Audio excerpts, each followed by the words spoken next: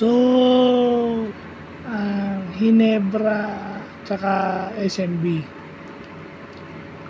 So, anong naging adjustment? Tama yung sinabi nung isang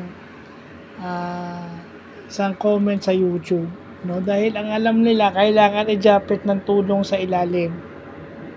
Offensively, so anong ginawa? Brownlee never take 4-point shots. Okay?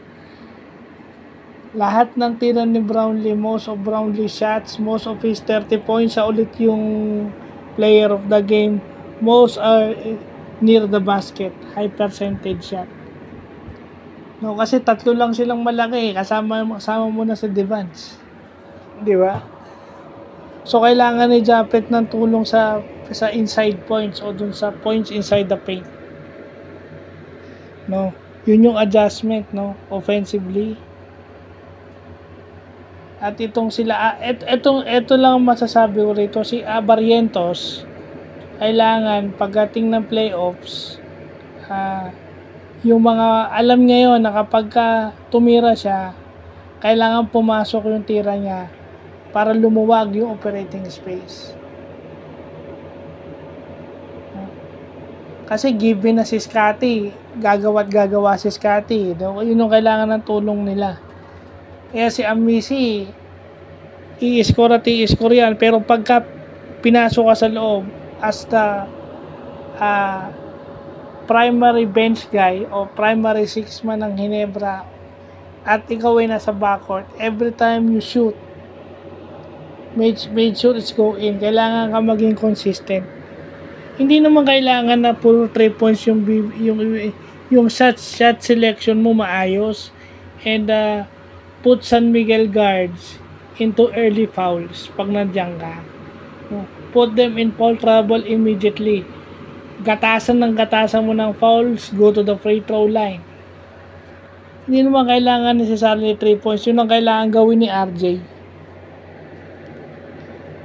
Siya kasi yung magtatanggal ng pressure kay Holt, who is guiding Anusike. At siya rin yung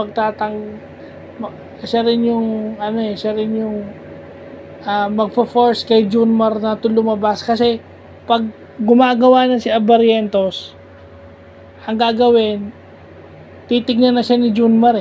Titignan na siya ni Junmar, pwede niya nang pasahan si Jody Vance sa ilalim.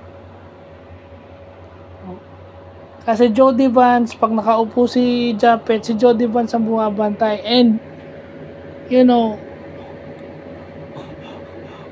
hindi pa natin nakikita yon. Why not make Jody Vance bring out Junmar Fajardo? The same thing na ginagawa nila kay Japet.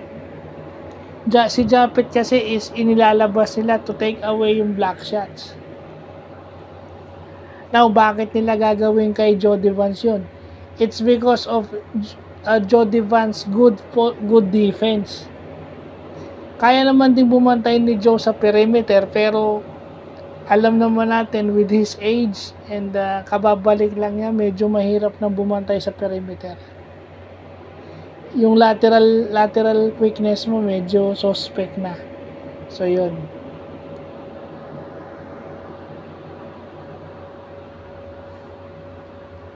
Kasi yung si Fajardo, pag umi-score ka, titignan ka niyan tutulong yan. So yun yung dapat ginagawa ni RJ, tutulong yan kapag ka magandang laro mo offensively, going to the basket.